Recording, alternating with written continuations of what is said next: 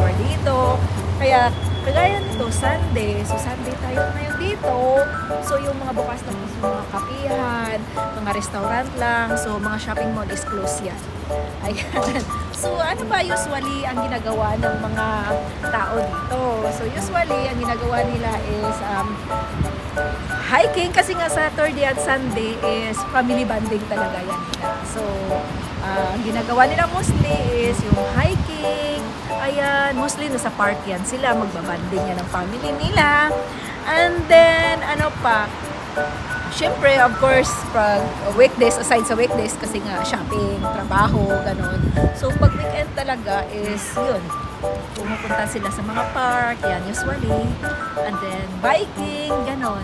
Ganun lagi ang ginagawa dito. Walang masyadong, ano dito, walang masyadong activities dito. Yun lang, always sila sa park. Kagaya namin, always sa park. So, pag summer is nag-barbecue kami. So, ganito yung buhay namin dito sa Locsin po. Malamig.